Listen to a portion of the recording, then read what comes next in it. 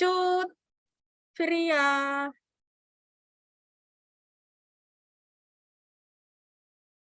Helmi, Dinda, Marshanda, Melan, Cio, Waalaikumsalam warahmatullahi. Kris Januari, Pinta wes, kuliah ngabsen.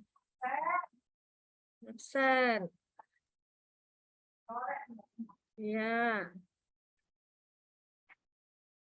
Lengkap ya. Dinda, kenapa kok hujan tempatmu?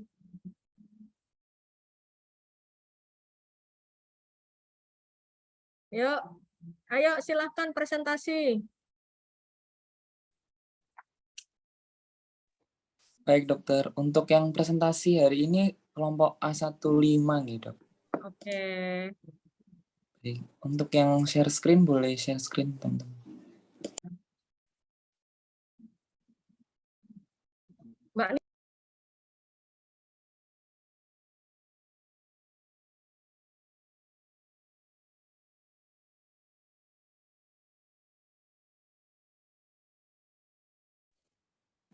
Baik dokter, izin untuk memulai nih dok. Assalamualaikum warahmatullahi wabarakatuh. Hari ini untuk kelompok RKG sekelompok A15 akan mempresentasikan dengan topik interpretasi dan radiodiagnosis kasus manifestasi kelainan tulang pada rahang dan trauma. Next. Baik, untuk daftar anggota kelompok, berikut merupakan daftar anggota kelompoknya. Next. Baik, untuk table of content yang pertama yaitu kita akan membahas bone dysplasia, dilanjutkan dengan other relations of bone, lalu dilanjutkan dengan applied radiology, dan yang terakhir yaitu traumatic injuries to the facial bones. Next. Baik, silakan untuk yang bertugas.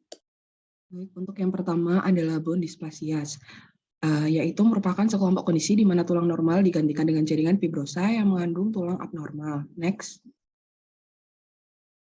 Lalu untuk bagian yang pertama adalah fibrous dysplasia. Untuk mekanismenya yaitu merupakan pergantian komponen tulang cancellous menjadi jaringan fibrosa dengan sejumlah variasi tulang yang tampak abnormal. Next. Untuk gambaran klinisnya, terdapat bentuk soliter, monostotik, atau monostotik yang lebih sering ditemukan dibandingkan bentuk multiple atau poliostotik. Gejala dari penyakit ini kemungkinan ringan atau tidak ada sama sekali, rasa nyeri dan fraktur patologis jarang terjadi, pasien dengan keterlibatan rahang pada awalnya mungkin akan mengeluhkan pembengkakan wajah unilateral atau deformitas yang membesar dari prosesus alveolaris. Jika lesi kraniofacial menimpa foramen nervus, maka gejala neurologis seperti anosmia, tuli, atau kebutaan mungkin terjadi. Next. Untuk gambaran radiologi, berdasarkan lokasi lebih sering terjadi pada maksila dan regio posterior. Lesi pada umumnya unilateral seperti yang terlihat pada gambar. Next. Batas lesi seringkali tidak jelas karena campuran dari pola tulang trabekular normal dan abnormal seperti yang ada pada gambar A. Lalu terdapat juga pola granular yang ditunjukkan oleh tanda panah. Namun terkadang batas juga dapat tampak tajam, bahkan terkortikasi seperti gambar B, terutama pada lesi yang masih muda. Next. Berdasarkan struktur internal, kepadatan dan pola tulang trabekular lesi sangat bervariasi. Struktur dapat lebih radiolusen, radiopak, atau kombinasi dari keduanya dibandingkan dengan tulang normal. Pola radiopak dapat bervariasi, diantaranya pola berputar yang mirip dengan sidik jari, di sini ditandai dengan yang ditandai dengan kata fingerprint, lalu ada granular atau ground glass appearance, selanjutnya adalah cotton wall, next. Lalu ada juga yang menyerupai permukaan kulit jeruk, dan yang terakhir adalah pola amorfus dan padat. Next. Selanjutnya, lesi awal mungkin lebih radiolusen daripada lesi major. Jadi di gambar A ini merupakan tahap radiolusen awal, sedangkan gambar B itu merupakan kasus yang sama, tetapi diambilnya itu 18 tahun kemudian menunjukkan penampilan yang lebih radiopak. Next. Untuk efek pada jaringan sekitar berupa ekspansi dengan korteks luar yang menipis. Dapat dilihat pada gambar yang pertama itu pada sisi kanan mandibula, batas kortikal telah berpindah dan menipis tetapi masih utuh. Lalu fibrosis displasia ini dapat meluas ke antrum dan menempati sebagian dari sinus maxillaris. Next. Selanjutnya, pada lamina dura dapat menghilang karena tulang sekitar gigi berubah pola menjadi abnormal. Dan yang terakhir, ia dapat menggeser kanalis nervus alveolaris inferior ke arah superior. Next. Yang kedua adalah periapical osseous dysplasia. POD ini memiliki sinonim juga diantaranya displasia segmentum periapikal, displasia tulang segmentum periapikal, sementoma, dan lain sebagainya.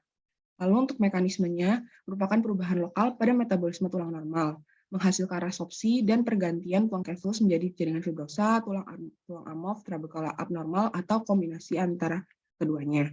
Lalu untuk fasenya sendiri terdiri dari fase awal, perkembangan, dan akhir, dan lesi terletak pada dekat apeks dari sebuah gigi. Next. Untuk gambaran klinisnya itu terjadi pada rata-rata usia 39 tahun, lebih sering terjadi pada wanita daripada pria, lalu lebih sering terjadi juga pada orang kulit hitam dibandingkan orang kulit putih, serta sering ditemukan pada ras Asia. Lalu pasien biasanya tidak merasakan nyeri atau adanya sensitivitas, dan yang terakhir lesi dapat membesar dan meluas secara perlahan hingga prosesus alveolaris. Next.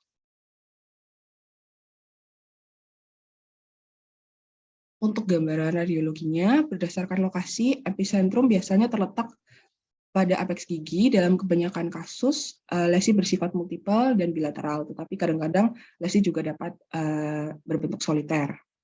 Seperti yang pada dilihat di gambar A dan B, itu lokasinya terletak pada apeks gigi. Next. Lalu, untuk lokasinya juga, lesi masih dapat berkembang ketika gigi yang terlibat telah dicabut, tetapi lokasi periapikal kurang jelas sehingga istilah displasia tulang lebih lengkap.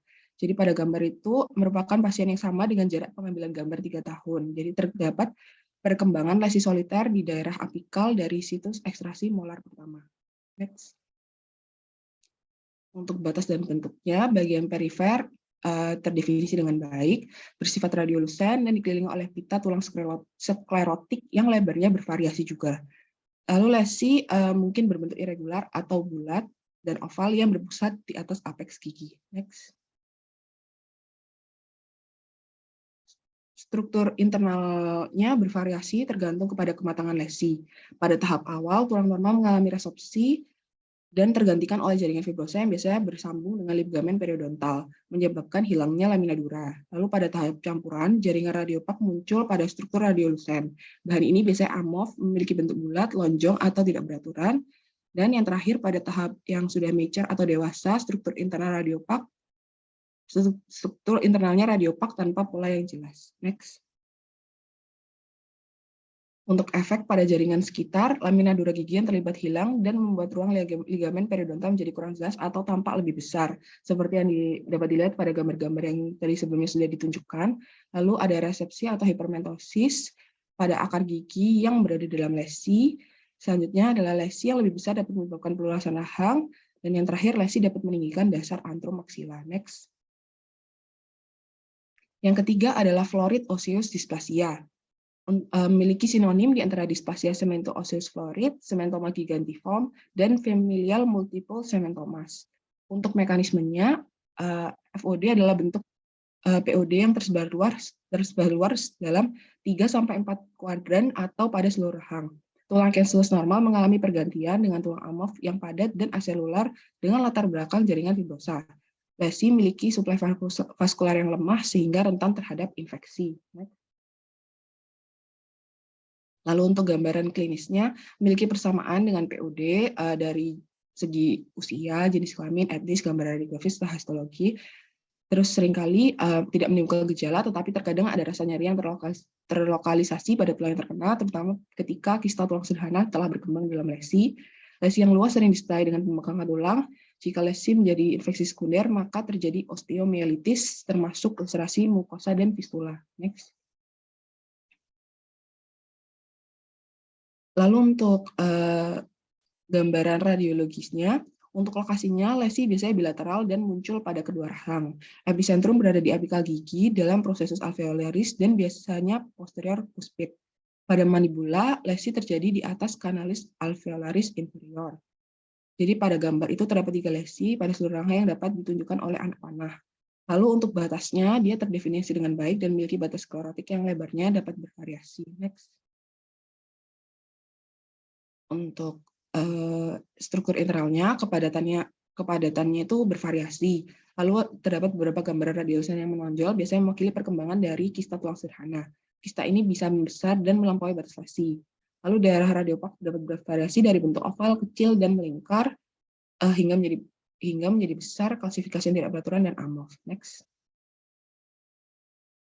Untuk efek pada jaringan sekitarnya, lesi yang besar dapat menggantikan kanalis nervus alveolus inferior ke arah inferior, menggeser dasar antrum ke arah superior, dan dapat menyebabkan pembesaran tulang alveola dengan pemindahan lempeng kortikal bukal serta lingual. Sejumlah besar akar gigi terkait mungkin mengalami hipersmentosis atau mungkin menyatu dengan fokus abnormal sekitar tulang amorf pada lesi. Next.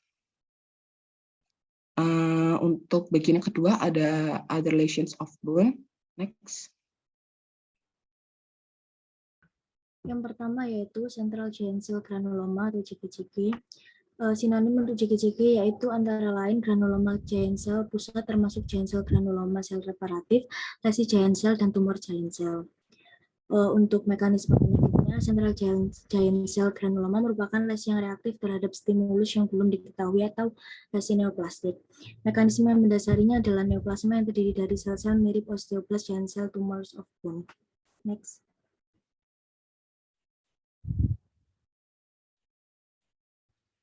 Secara klinis, tampak lesi pada daerah rahang.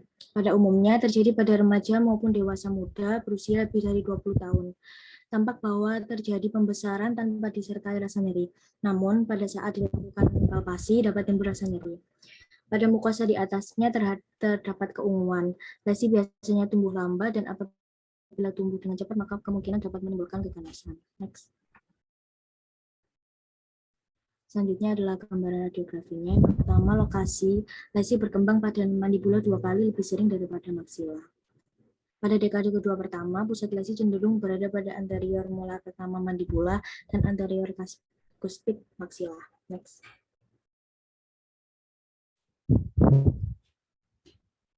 Untuk perifer atau batas, lesi ini berbatas jelas pada mandibula karena memiliki pertumbuhan yang lambat. Lalu struktur internalnya, beberapa lesi JGCG ini tidak terbukti memiliki struktur internal, terutama lesi yang kecil. Pada kasus lain memiliki pola granular halus dari kalsifikasi berbatas diffuse berupa septa tipis yang membutuhkan cahaya dari belakang film untuk visualisasi. Jika ada, maka pola granular halus ini merupakan karakteristik lesinya. Pada gambar terlihat JGCG berbatas jelas pada anterior mandibula tanpa adanya struktur internal. Next. Untuk efek pada jaringan sekitar yaitu menyebabkan perpindahan dan resorpsi gigi. Lamina dura gigi yang terjadi lesi biasanya hilang. Lalu kanal alveolar inferior dapat berubah ke arah inferior. Lesi ini memiliki kecenderungan untuk memperluas batas kortikal mandibula dan maksila dengan ekspansi yang tidak merata atau bergelombang. Pada gambaran di tunjuk panah terlihat adanya perluasan kortikal luar akibat JGCG dan ekspansi yang tidak merata. Next. Untuk diferensial diagnos, apabila struktur internal mengandung septa, diagnosis banding yang mungkin antara lain ameloblastoma, myxoma odontogenik, dan aneurismal bone cyst. Apabila struktur internal JGCG mengandung granular, maka untuk diagnosis banding yang mungkin yaitu ossifying fibroma. Lalu lesi JGCG yang kecil dengan struktur internal yang benar-benar radiolucent juga mungkin mirip dengan kista, terutama kista tulang sederhana. Penampilan JGCG juga mungkin identik dengan cherubism. Namun lesi pada cherubism berlipat ganda dan memiliki epicentrum yang terletak pada aspek paling posterior maksila dan mandibula. Next. Untuk selanjutnya adalah aneurismal bone cyst atau ABC. ABC ini merupakan lesi tulang yang reaktif, namun beberapa translokasi kromosom baru menyatakan bahwa lesi ini bersifat neoplastik. Lesi ini merupakan proliferasi ruang vaskular, fibroblast, sel seperti osteoklas, serta tulang anyaman yang reaktif dan tidak terkalsifikasi dengan baik. Terkadang ABC berkembang bersama lesi primer lainnya seperti displasia fibrosa, hemangioma sentral, granuloma sel raksasa, dan osteosarkoma. Next. Lalu untuk gambaran klinis dari ABC ini pada umumnya terjadi pada individu muda berusia kurang dari 30 tahun. Lalu ABC pada rahang biasanya bermanifestasi sebagai pembengkakan tulang yang cukup pesat pada daerah bukal atau labial, lalu rasa nyeri yang terkadang dirasakan pada area yang lunak atau saat dilakukan palpasi. Next. Kemudian untuk gambaran radiografinya, untuk berdasarkan lokasi, lesi ini lebih sering terjadi pada mandibula dibandingkan maksila dengan rasio 3:2. Selain itu juga lebih sering terjadi pada regio molar dan ramus dibandingkan dengan regio anterior. Lalu ABC ini memiliki batas yang jelas dengan bentuk melingkar atau hidrolik. Kemudian pada gambar ini merupakan ABC yang terjadi pada mandibula sebelah kanan. Next. Kemudian untuk gambaran radiografi mengenai struktur internalnya, pada umumnya aspek internal memiliki penampilan multilokular. Di sini terdapat septa yang memiliki karakteristik tipis dan berbatas tidak jelas, serta posisi pada sudut kanan keluar perbatasan mirip dengan giant cell granuloma. Lalu gambar merupakan CT aksial menggunakan algoritma jaringan lunak untuk mendemonstrasikan adanya ABC pada kondilus mandibula kiri. Di sini terlihat adanya ekspansi yang ekstrim dan septa tipis yang berbatas diffuse. Next. Kemudian selanjutnya gambaran radiografi mengenai efek terhadap jaringan sekitar dari ABC ini. Setelah lesi membesar, terdapat kecenderungan untuk terjadinya ekspansi ekstrim dari plat korteks luar. Lalu ABC dapat menyebabkan terjadinya perpindahan dan resorpsi gigi. Next, selanjutnya adalah cherubism. Ini sinonim dari cherubism adalah familial fibrous dysplasia, namun secara terminologi sinonim ini mungkin kurang tepat karena lesi cherubism bukan merupakan displasia tulang. Untuk mekanisme dari cherubism, ini merupakan penyakit bawaan yang mempengaruhi gen autosom, dan penyakit ini merupakan penyakit langka yang gambaran klinisnya adalah pembesaran bilateral pada rahang. Jarang didapatkan lesi unilateral pada penyakit ini, dan gambaran khas pada anak-anak itu wajahnya berbentuk cherubik. Kemudian penemuan terkait mutasi gen didapatkan pada cherubism diidentifikasi sebagai SH3BP2 pada kromosom 4P16.3. Next. Kemudian untuk gambaran klinisnya, lesi dari cherubism ini terus mengalami regresi seiring bertambahnya usia. Pada anak 2-6 tahun, cherubism berkembang dengan tanda paling umum yaitu pembesaran wajah bagian bawah tanpa adanya rasa nyeri, padat, dan bilateral.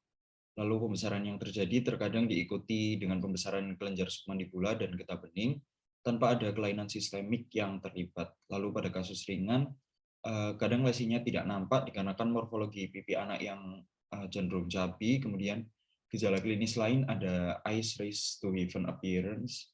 Ini dikarenakan pembengkakan rahang menyebabkan regangan kulit pipi sehingga mempengaruhi kelopak mata bawah hingga terlihat garis tipis sklera. Next. Untuk gambaran radiografinya, lokasinya seringkali pada mandibula yang tumbuh hingga ke anterior dan pada beberapa kasus yang parah dapat tumbuh hingga midline area. Kemudian pusat dari lesi selalu berada di bagian belakang rahang pada ramus mandibula dan terkadang juga ada sampai tuberositas rahang atas. Kemudian untuk batasnya berbatas jelas, well defined, dan pada beberapa kasus batasnya terkortikasi. Untuk struktur internalnya, lesi ini terisi dengan tulang granular halus dan trabekula tipis sehingga berbentuk pola multilokular yang menonjol. Kemudian efek pada jaringan sekitarnya, perluasan dapat menyebabkan pembesaran rahang yang parah. Bila terjadi pada rahang atas, lesi dapat mempengaruhi sinus maksilaris. Karena epicentrum berada di aspek posterior rahang, gigi ini akan cenderung berpindah ke anterior. Karena derajat perpindahan gigi ini dapat terjadi sangat parah hingga dapat menghancurkan lesi tunas gigi yang ada. Next. Berikut untuk gambaran radiografinya. Yang A ini gambaran panoramik menunjukkan 4 lesi pada tuberositas maksila dan ramus mandibula. Ini struktur internalnya terlihat ill-defined septa, lalu tampak displacement pada anaerob molar pertama rang atas, dan gambaran tampak belakang dari tengkorak menunjukkan pembesaran mandibula. Next. Untuk diferensial diagnosisnya, yang paling mungkin adalah giant cell granuloma dikarenakan gambaran radiografisnya mirip, namun bentuk lesi bilateral yang dimiliki cerubisum seharusnya sudah jelas berbeda dengan kelainan lain yang termasuk dalam fibrosis dysplasia. Next. Selanjutnya ada Paget's disease. Untuk sinonimnya adalah osteitis deformans. Ini merupakan sinonim dari Paget's disease. Untuk mekanisme penyakitnya merupakan kelainan tulang yang melibatkan osteoklas sehingga menyebabkan resorpsi dan aposisi jaringan tulang abnormal. Paget's disease sendiri melibatkan banyak tulang pada saat yang bersamaan. Penyakit ini dimulai oleh aktivitas osteoklastik yang intens menyebabkan resorpsi tulang normal yang menghasilkan rongga resorpsi berbentuk tidak teratur. Setelah jangka waktu tertentu, aktivitas osteoblastik yang kuat ini akan membentuk anyaman tulang. Next, untuk gambaran klinisnya, insidensinya sekitar 3,5% dari individu berusia lebih dari 40 tahun. Pada usia 65 tahun, insiden pada pria 2 kali lipat dari wanita. Lalu terjadi perubahan bentuk tulang karena kualitas penulangan yang buruk. Terjadi pembesaran pada rahang, biasa terjadi maloklusi, lalu jarang terjadi nyeri tulang dan nyeri wajah atau rahang. Kemudian pasien dengan Paget's disease ini terkadang mengalami nyeri neurologis akibat kerusakan tulang yang mempengaruhi foramen dan kanal saraf. Next, untuk gambaran radiografinya, untuk lokasi paling sering terjadi di panggul, tulang paha, tengkorak, tulang belakang, dan jarang terjadi di rahang. Untuk insidensi Paget's disease pada maksila 2 kali lebih sering daripada mandibula. Kemudian meskipun terjadi bilateral, rahang yang terpengaruh terkadang hanya satu dan keterlibatannya lebih besar signifikan pada satu sisi. Untuk gambar di sebelah kanan ini merupakan gambar CT aksial dan koronal dari kasus Paget's disease. Next. Kemudian untuk struktur internalnya secara radiologis terdapat 3 tahap radiografi, yaitu ada tahap yang pertama resorpsi radiolucent, tahap kedua muncul granular atau ground glass, lalu tahap ketiganya aposisi akhir, ini lebih intens dan lebih radiopak. Kemudian tahapan ini sebenarnya tidak terjadi pada kasus yang terdapat di rahang, dan jumlah dan bentuk trabekula akan berubah, terkadang memanjang linear, memendek, tidak teratur, dan menyerupai pola fibrosis dysplasia. Tulang sering tampak radiolucent di proses alveolaris dan seringkali menunjukkan cotton wall appearance seperti pada gambar di sisi kanan. Next. Untuk selanjutnya ini adalah efek pada struktur jaringannya. Sebenarnya yang paling sering ini terjadi hipersementosis pada gigi-gigi di rahang yang terlibat, bisa dilihat pada gambar. Next. Untuk selanjutnya ini diferensial diagnosisnya. Paget's disease tampak mirip dengan fibrosis dysplasia. Pada rang atas, fibrosis dysplasia memiliki kecenderungan untuk terlibat pada ruang udara antral, sedangkan Paget's disease tidak. Kemudian bila dibandingkan dengan FOD, Paget's disease tidak berpusat di atas kanal saraf alveolar inferior dan paling sering memiliki kapsul radiolucent. Meskipun sama-sama memiliki cotton wall appearance, perubahan pada FOD tidak mempengaruhi seluruh rahang, berbeda dengan Paget's disease. Kemudian pada pola tulang pada Paget's disease menunjukkan beberapa kesamaan dengan pola tulang pada penyakit tulang metabolik. Dan kedua kondisi tersebut mungkin bilateral, namun pada Paget's disease pembesaran tulangnya terjadi dan pada penyakit metabolik tidak. Untuk selanjutnya ada next. Untuk selanjutnya ini ada Langerhans cell histiocytosis. Untuk sinonim dari LCH ini ada histiocytosis X, idiopathic histiocytosis, dan Langerhans cell disease. Untuk mekanismenya, secara klinis sebenarnya histiocytosis ini diklasifikasikan menjadi 3 bentuk yang berbeda. Ada eosinophilic granuloma, ini yang soliter, lalu Hans-Buller-Christian disease, ini penyebarannya kronis, dan lateral seaway disease, penyebarannya akut. Lesi dari LCH ini sering memiliki komponen inflamasi yang menonjol, berbentuk klonal, dan memiliki sifat neoplastik. Next. Lalu untuk gambaran klinisnya paling sering terjadi pada anak-anak lebih tua dan dewasa muda. Lalu 10% ini pasien dari LCH memiliki lesi oral, kemudian muncul pada kerangka seperti tulang rusuk, panggul, tulang panjang, tengkorak, dan rahang. Jarang terjadi di jaringan lunak. Lalu untuk yang penting ini lateral seaway disease adalah bentuk LCH ganas yang paling sering terjadi pada anak-anak di bawah usia 3 tahun. Lalu tanda gejalanya dialami adalah anemia, limfadenopati, dan pendarahan. Dan sering terjadi kematian di kasus ini. Next. Untuk gambaran radiografisnya, lokasinya berada di rahang bawah, kemudian utamanya pada bagian posterior. Ramus mandibular adalah tempat umum untuk lesi intraoseus, dan lesi intraoseus ini pada rahang disertai dengan kelainan pada tulang. Sebenarnya gambaran radiografi dari RCH ini terbagi menjadi kedua kelompok, yaitu lesi yang terjadi pada prosesus alveolaris dan lesi yang terjadi intraoseus. Next. Untuk batasnya, tepi dari LCH ini bervariasi. Pada lesi alveolar biasanya dimulai di daerah mitro dari gigi, lalu pada lesi intraoseus batasnya dapat berbentuk tidak teratur, oval atau bulat, lalu struktur internalnya benar-benar radiolusen. Lalu untuk next, untuk efek pada jaringan sekitarnya, LCH ini memiliki ciri khas untuk merusak tulang di sekitarnya. Pada lesi alveolar, tulang di sekitar gigi termasuk lamina dura rusak, hingga gigi tampak berdiri dalam ruang kosong, terjadi pergeseran dari gigi itu sendiri. Lalu pada lesi intraoseusnya dapat merangsang pembentukan tulang baru periosteal, sehingga resorpsi yang terjadi bisa minimal. Next. Ada diferensial diagnosisnya. Untuk diagnosis utama dari lesi alveolar ini ada penyakit periodontal dan squamous cell carcinoma, lalu diagnosis banding lesi intraoseusnya yang soliter termasuk neoplasia ganas, metastatik, dan tumor ganas dari jaringan lunak yang berdekatan. Next. Lalu yang selanjutnya yaitu applied radiology. Next. Yang pertama yaitu terdapat dentoalveolar fracture. Definisi sendiri yaitu fraktur dentoalveolar merupakan trauma yang mengenai gigi dengan tulang alveolar pendukungnya. Biasanya muncul sebagai segmen dentoalveolar yang bergeser, adanya pergerakan gigi, gangguan oklusal, dan hematoma ke dalam mukosa mulut yang berdekatan.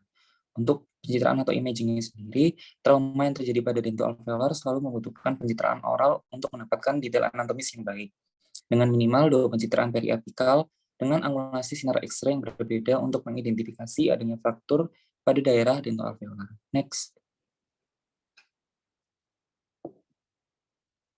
Yang selanjutnya yaitu mandibular fracture. Mandibular fracture merupakan salah satu fraktur maksilofasial yang paling umum diamati di ruang gawat darurat dan terutama disebabkan oleh kecelakaan di jalan. Gambaran klinis fraktur mandibula meliputi maloklusi dan hilangnya fungsi mandibula. Lalu untuk imagingnya sendiri atau pencitraan, penggunaan intraoral cross-sectional occlusal view pada mandibula dapat memudahkan untuk mengetahui bahwa fraktur pada mandibula mencakup body mandible atau prosesus alveolaris pada mandibula. Technical open mouth down view juga mungkin berguna dalam kasus dugaan trauma pada daerah kepala dan layar condylus mandibula. Next. Nah, selanjutnya yaitu maxillofacial fractures. Untuk pencitraan atau imaging sendiri, pencitraan menggunakan computed tomographic atau CT merupakan metode pilihan untuk pencitraan fraktur pada daerah maxillofacial karena terdapat banyak tulang yang diperhatikan dalam pemeriksaan ini. Next. Lalu selanjutnya yaitu radiologic sign of fractures. Berikut merupakan tanda-tanda adanya fraktur pada gigi atau tulang. Yang pertama, yaitu ditemukannya 1 atau 2 garis radiolucent yang biasanya berbatas tegas dalam batas anatomis suatu struktur. Jika 1 garis atau beberapa garis memanjang melebihi batas mandibula, kemungkinan besar akan mewakili struktur yang tumpang tindih. Lalu yang kedua, yaitu adanya perubahan dalam garis anatomi normal atau bentuk struktur secara utuh. Mandibula yang terlihat asimetris antara sisi kiri dan kanan dapat mengalami fraktur. Fraktur mandibula juga dapat bermanifestasi sebagai perubahan kontur bidang oklusal di lokasi-lokasi fraktur. Lalu yang ketiga, yaitu hilangnya kontinuitas batas luar. Hal ini mungkin muncul sebagai celah bagi kontinuitas smooth tooth atau perbatasan pada kortikal. Celah ini dapat mengakibatkan step type defect di mana dua fragmen secara relatif telah dipindahkan dari satu ke lainnya. Lalu yang terakhir yaitu keempat, adanya peningkatan radiopasitas pada suatu struktur. Hal ini dikarenakan adanya dua fragmen dari gigi atau tulang yang saling bertumpukan. Area ini biasanya disebut dengan doubly radiopaque. Next. Lalu yang keempat yaitu traumatic injuries to the facial bones. Next. Yang pertama yaitu mandibular body fractures. Merupakan fraktur yang terjadi pada badan mandibula, di mana pada satu sisi dapat disertai dengan fraktur leher kondilus pada sisi yang berlawanan. Ketika adanya tekanan berat yang terlokalisir pada mandibula bagian posterior, maka akan adanya fraktur pada bagian angulus, ramus, atau processus coronoideus. Next. Lalu untuk clinical feature atau gambaran klinisnya, pasien sering merasakan pembengkakan dan deformitas yang menonjol saat pasien membuka mulut. Pada pemeriksaan intraoral mungkin ditemukan adanya ekimosis pada dasar mulut. Dalam kasus fraktur bilateral mandibula, terdapat risiko bahwa otot digastricus, milohyoid, dan omohyoid akan menggeser fragmen mandibula anterior ke posterior dan inferior. Hal ini berimbas pada jalan nafas. Next. Lalu untuk gambaran radiografinya, pemeriksaan pada mandibula yang fraktur dapat menggunakan pencitraan panoramik atau pencitraan CT. Margin pada bidang fraktur biasanya tampak sebagai garis pemisah radiolusen yang berbatas tegas yang terbatas pada struktur mandibula. Next. Lalu untuk diferensial diagnosisnya, superimposisi dari pencitraan jaringan lunak pada pencitraan panoramik dari mandibula mungkin menggambarkan adanya fraktur. Lalu selain itu, sebuah ruang udara yang sempit antara permukaan dorsal lidah dan jaringan lunak palatal bertumpukan sepanjang angulus mandibularis dalam pencitraan panoramik mungkin menggambarkan adanya fraktur. Next. Lalu yang kedua yaitu mandibular condyle fractures. Faktor ini melibatkan kondilus mandibula dapat dibagi menjadi dua, yaitu fraktur leher kondilus dan fraktur kepala kondilus. Sebagian besar pasien yang mengalami fraktur kondilus disertai dengan fraktur korpus mandibula. Next. Untuk gambaran klinisnya sendiri, gejala klinis fraktur kondilus mandibula biasanya diperiksa melalui palpasi pada daerah preaurikular dengan ciri pasien merasa nyeri saat membuka atau menutup mulut, atau pembengkakan lokal yang menyebabkan trismus. Next. Lalu untuk gambar radiografinya sendiri, pencitraan CT adalah pilihan utama karena memungkinkan dokter untuk memvisualisasikan hubungan 3 dimensi dari kepala, kondilus, fossa glenoid, dan ke struktur anatomi yang berdekatan di dasar tengkorak dan fossa infratemporal. Next. Selain itu, deformitas yang sering terjadi adalah kondilus yang miring ke medial, bentuk kondilus yang tidak normal, pemendekan leher kondilus, erosi, dan perataan. Next. Lalu yang ketiga yaitu fractures of the alveolar processes. Fraktur yang terjadi pada proses alveolar berhubungan dengan cedera traumatis pada gigi yang mengalami luksasi baik dengan atau tanpa dislokasi. Beberapa gigi biasanya juga terkena efek dari adanya fraktur ini, dan bidang dari fraktur ini biasanya horizontal. Next. Lalu untuk gambaran klinis sendiri, yaitu lokasi umum dari fraktur ini, yaitu pada prosesus alveolar adalah maksila anterior. Ciri khas fraktur prosesus alveolar ditandai dengan malaklusi, dengan perpindahan dan mobilitas fragmen. Dan ketika diuji mobilitasnya pada satu gigi, maka seluruh fragmen tulang bergerak. Lalu gigi pada fragmen memiliki suara tumpul yang dapat dikenali saat perkusi. Dan attached gingiva mungkin mengalami laserasi. Next. Lalu untuk gambaran radiografinya, fraktur dari kedua bidang kortikal pada proses alveolar biasanya terlihat. Selain itu, semakin dekat fraktur dengan alveolar crest, maka semakin besar kemungkinan adanya fraktur pada akar gigi. Next. Selanjutnya yaitu orbital wall blowout fracture. Orbital weight blowout fracture merupakan suatu fraktur yang diakibatkan dari pukulan langsung objek yang terlalu besar pada rongga orbital, sehingga beban pukulannya didistribusikan pada satu atau lebih rongga orbital yang berdinding sangat tipis. Fraktur yang paling umum melibatkan dinding orbital, dibentuk oleh lamina papyracea, tulang etmoid, dan dasar orbital yang memisahkan ruang untuk sinus maxillaris. Untuk gambaran klinisnya yaitu yang paling umum adalah periorbital edema. Pergerakan mata akan menjadi terbatas jika satu atau lebih otot periorbital terperangkap pada cacat tulang akibat fraktur. Apabila sel udara pada etmoid terlibat, maka bisa terjadi epistaksis. Next. Lalu untuk gambaran radiografinya, rekonstruksi coronal CT imaging paling baik adalah dalam menunjukkan diskontinuitas lamina papyracea pada blowout fracture dinding median. Selain itu juga dapat menunjukkan adanya akumulasi jaringan lunak pada dasar sinus maxillaris pada blowout fracture dasar orbital. Kemudian pada coronal CT imaging terdapat juga adanya gambaran trapdoor dari dasar orbital yang berpindah serta menunjukkan kepadatan jaringan lunak atau kadar udara cairan sinus maxillaris atau herniasi lemak periorbital dan terjebaknya otot periorbital akibat kerusakan tulang pada dasar orbital. Trapdoor ini ditunjukkan pada gambar yang dipanah. Next. Lalu zygomatic fracture merupakan fraktur yang melibatkan tulang zygomatik dan daerah yang berdekatan dengan maksila, tulang frontal, tulang sphenoid, dan tulang temporalis. Fraktur ini berasal dari pukulan kuat pada pipi atau sisi wajah yang dapat menyebabkan perputaran atau perpindahan fragmen ke median. Untuk gambaran klinisnya yaitu pada sebagian besar kasus terjadi periorbital ekimosis dan hemoragi pada sklera. Selain itu juga terjadi epistaksis unilateral, anestesia atau parestesia pipi, serta gangguan gerakan mata.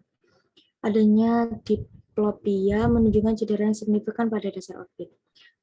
Pergerakan mandibula juga menjadi terbatas apabila jika perpindahan tulang zygomatik bergeser menimpa prosesus koronoid. Next. Lalu untuk gambaran radiografinya, fraktur biasanya terjadi melalui sutura zygomaticomaxillaris. Namun pada beberapa kasus, bidang fraktur dapat memanjang secara oblik melibatkan tepi inferior, orbital, dan dinding lateral maksila. Jika bidang fraktur melibatkan sinus maxillaris, maka sinus akan menjadi radiopasitas sebagai hasil dari akumulasi darah dan sekresi mukus.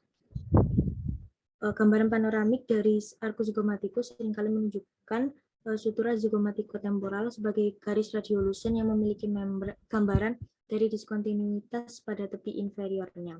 Namun hal tersebut merupakan variasi normal dari anatomi sehingga tidak perlu disalah tafsirkan sebagai fraktur. Next.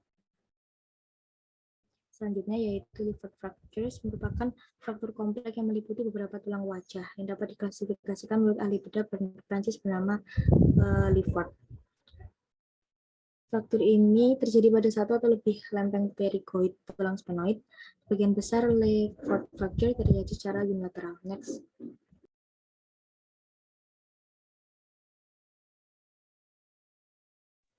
Selanjutnya adalah Lifford 1 atau horizontal fracture.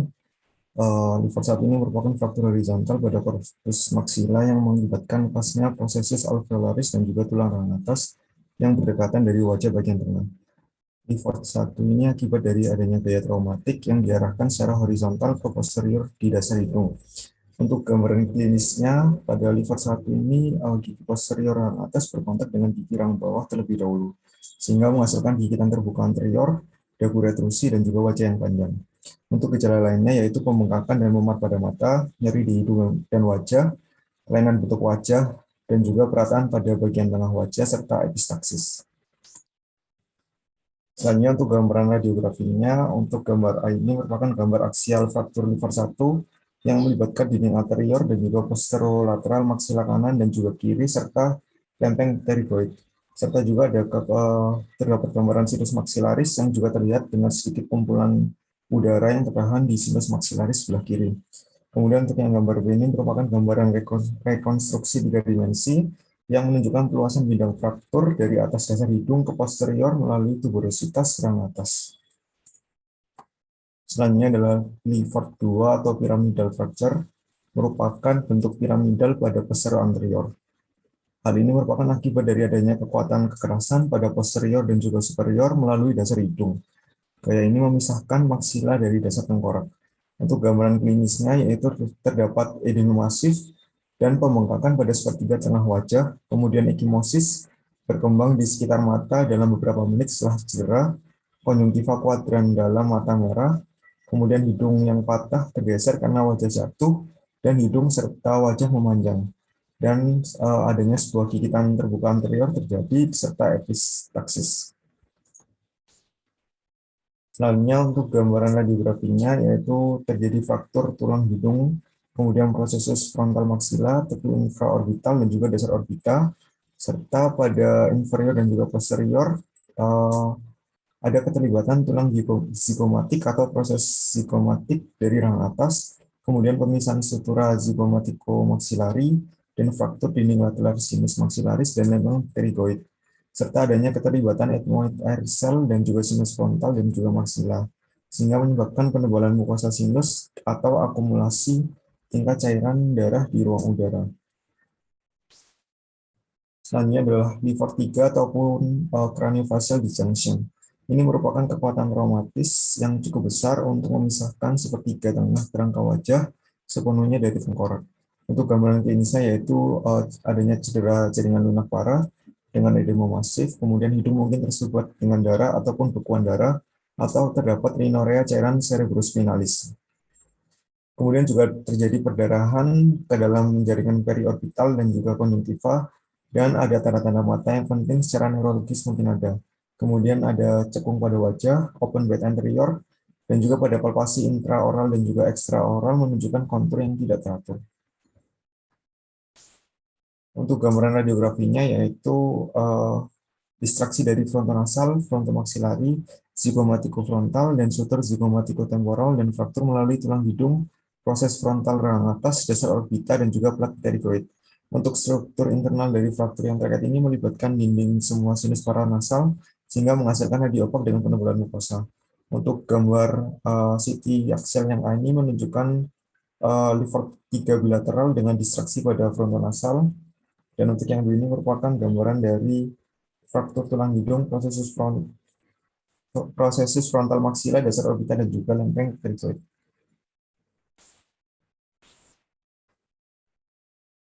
Selanjutnya yaitu kasus manifestasi tulang pada rahang dan trauma.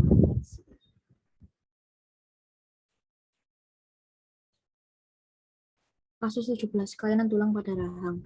Seorang pria berusia 23 tahun datang ke RSKK GMP dengan keluhan adanya pembengkakan pada rahang bawah sekitar setahun belakangan ini. Pada pemeriksaan intraoral terlihat pembengkakan pada vestibulum rahang bawah sebelah kiri dengan palpasi keras, dasar mulut dekat daerah caninus kiri terangkat, gigi caninus dan premolar pertama tipping. Tidak ada keluhan hingga sudut mulut kiri. Pemeriksaan radiografik terlihat kelainan pada rahang bawah kiri. Lakukan interpretasi radiodiagnosis banding yang tepat untuk kelainan pada regi tersebut. Next. Berikut adalah gambaran radiografinya. Next. Untuk interpretasinya yaitu lokasi pada regi 3 mandibula unilateral, interdental gigi 33 dan 34. Struktur internalnya yaitu berupa campuran radiolusin dan radiopak, sumsum tulang yang tidak beraturan, serta ground glass appearance. Batas dan bentuknya berbatas diffuse. Efek terhadap jaringan sekitarnya yaitu tipping pada gigi 33 ke arah mesial dan gigi 34 ke arah distal. Pembesaran mandibula kiri, hilangnya lamina dura dan periodontal membran. Next. Untuk radiodiagnosisnya yaitu fibrous dysplasia. Untuk diferensial diagnosisnya yaitu pagodesis, hiperparatiroidism, periapical segmental dysplasia. Persamaannya diferensial diagnosis dengan fibrous dysplasia yaitu memiliki pola yang sama. Lalu untuk perbedaannya pada pagodesis terjadinya pada seluruh rahang atas atau rahang bawah yang terkena dan menyerang pada kelompok usia yang lebih tua. Lalu untuk hiperparatiroidism terjadi secara poliostotik, bilateral, dan tidak menyebabkan ekspasi tulang. Lalu untuk periapical segmental dysplasia yaitu terjadi secara bilateral dengan epicentrum pada regio periapikal dan terjadinya pada kelompok usia yang lebih tua. Next. Kasus 18, kelainan tulang pada rahang. Seorang perempuan berusia 47 tahun datang ke RSKGMP untuk evaluasi perawatan implan di regio posterior kanan dan tidak ada keluhan rasa sakit. Pemeriksaan klinis awal tidak terlihat kelainan pada gigi, geligi, dan rahang. Pemeriksaan radiografi tidak terlihat kelainan pada regio implan posterior kanan. Tetapi pada regio anterior rahang bawah terlihat suatu kelainan pada tulang alveolar daerah periapikal.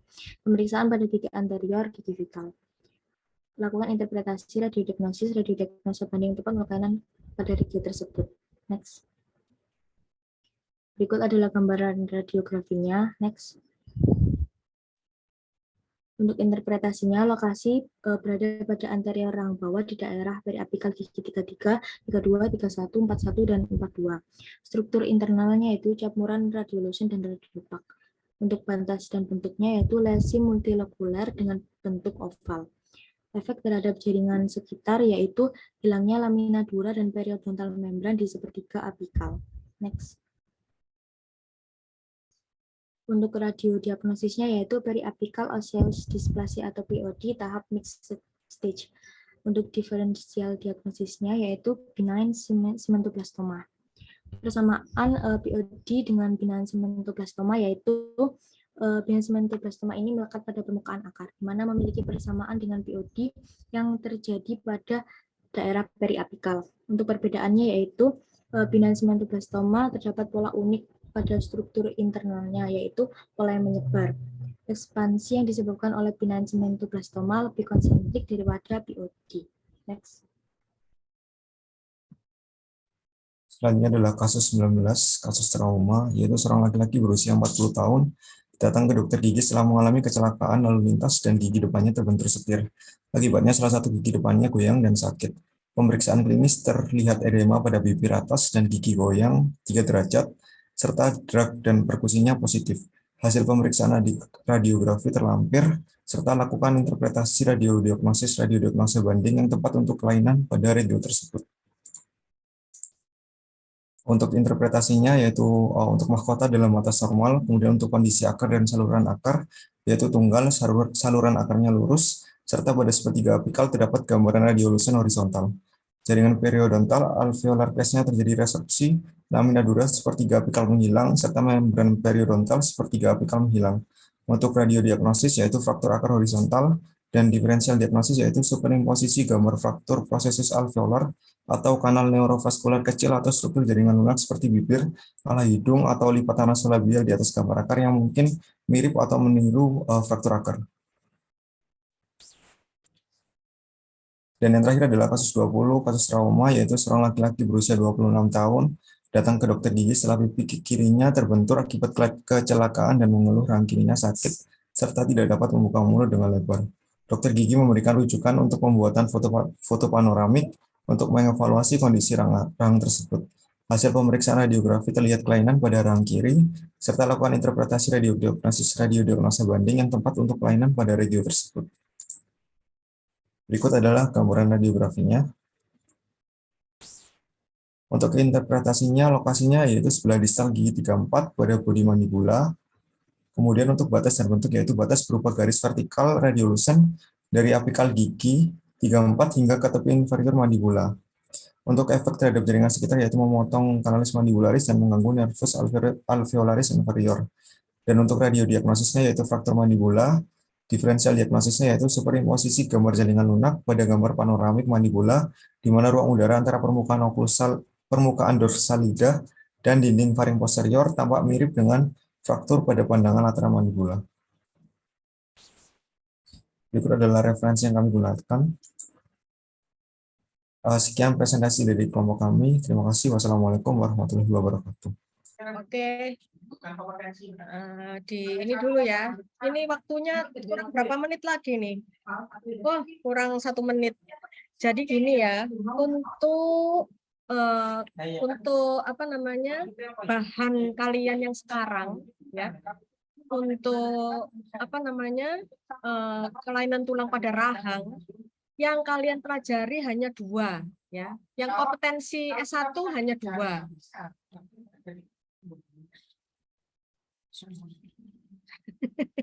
Hanya 2, yaitu fibros displasia dan periapikal osseous dysplasia. Yang lainnya itu punyanya Dokter Agya dan Dokter Lia. Ya.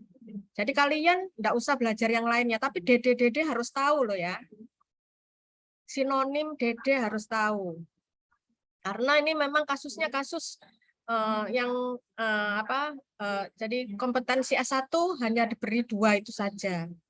Kemudian untuk yang trauma untuk S1 itu hanya trauma gigi, ya misalnya frakturnya pada daerah mahkota, kemudian fraktur dentoalveolar pada tulang alveolar, frakturnya itu fraktur kondilus, fraktur yang mudah-mudah, fraktur yang kelihatan, kan fraktur itu gampang, hanya diagnosisnya hanya berdasarkan lokasi, toh misalnya bodi mandibula, ya fraktur bodi mandibula, fraktur kondilus, ya kepala kondilus atau leher kondilus, kan mudah banget. Nah untuk yang Lefort itu miliknya Dokter Agya, modalitasnya pakai apa itu Dokter Agya sama Dokter Lia. Terus kemudian, nah yang dikirimkan ke Dokter Agya kemarin itu sudah apa? Makalah PPT sama kasusnya. Makalah PPT dokter sudah. Nah, Kasusnya ya ada di PPT-nya kalau kasusnya. oh, jadi PPT-nya lengkap ya, sudah semua diserahkan ke Dokter Agya ya. Yang kemarin sampai. Yang nanti sampai hari ini juga PPT-nya juga diserahkan ke Dokter Agya, baru nanti Dokter Agya nyerahkan ke saya. Saya minta ya, karena untuk bahan pembuatan soal ya. Itu.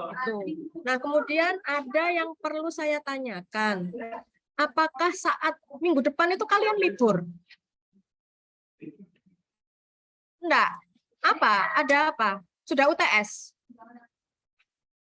Nah, Enggak, dokter. seandainya kita UTS itu seharian atau sehari satu? Sehari satu. Seandainya kita kelamaan ya, kalau kalian harus Sabtu Minggu, tanggal 20 berapa? Enggak kelamaan. Atau mau tetap itu aja nanti kalian latihannya? Permisi Gimana? dokter, ada yang 1 hari 2 matkul dokter UTS-nya. Oh, ya sudah tetap ya. Nanti tanggal yang kita sudah sepakati, kalau enggak tanggal 22, 23 itu ya. Saya lupa. Oke ya. Jadi kalian nanti termasuk saya juga, kalau janjian-janjian sama keluarga harus ini nanti saya fixkan ya. Gitu. Oke, jadi saya sebetulnya ini ya, tapi waktunya sudah habis. Ada seperti biasa tambahan, tapi nggak masalah. Jadi yang penting kalian pelajari pada fibrous dysplasia itu adalah kalian harus paham ada berapa gambaran dari fibrous dysplasia. Ada fingerprint, ada orange peel, ada itu dia punya 4 gambaran. Ada ya. Ada 4 gambaran, itu kalian harus paham. Itu sering kali keluar. Ya, memang diagnosisnya sama, fibrous dysplasia, tapi gambarannya bisa berbeda. Ya, ada 4 macam gambarannya. Kalian harus tahu bedanya. Ya, seperti ini nanti kita loh, akhirnya saya share screen ya. Maunya enggak ini?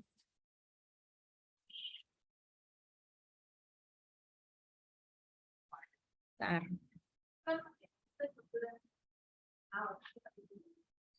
Nah, ini kayak gini.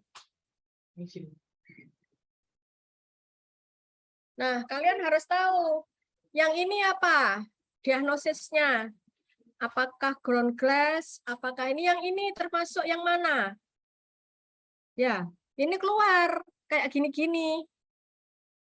Yang mana yang fingerprint, yang mana yang ground glass, yang mana cotton wool, ya. Ini bisa keluar. Nah, ini yang mana? Misalnya ini ya. Yang ini ya.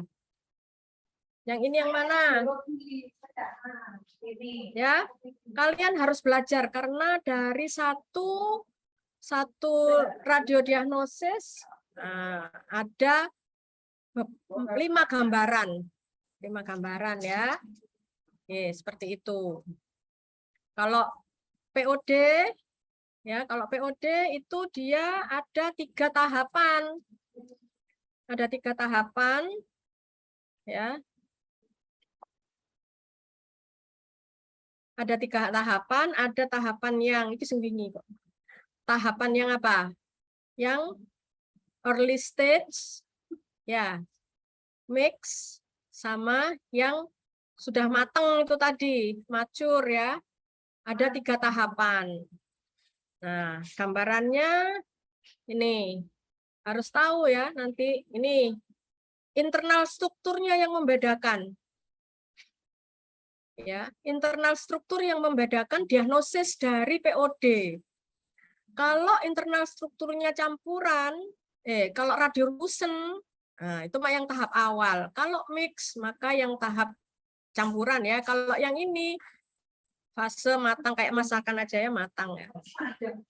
Nah, ini contohnya. Ini yang fase yang awal. Ya. Nanti kalau yang matang dia ada apa ini sedikit ya, ada pita radiolucennya. Ada pita radiolucennya. Ya. Nah, kalau untuk apa namanya?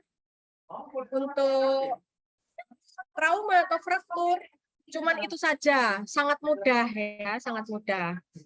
Oke ya, jadi hanya itu yang perlu diperhatikan untuk kuliah hari ini ya. Gambar-gambarnya tadi untuk fibrosis dysplasia harus paham ada 5, POD ada 3. Kemudian untuk fraktur sesuai dengan lokasi dari frakturnya ya, yang kalian Lefort nggak usah dipelajari. Oke, kalau gitu ya. Nanti Permisi, kita dokter. ketemu langsung di tanggal 22 atau 23 ya.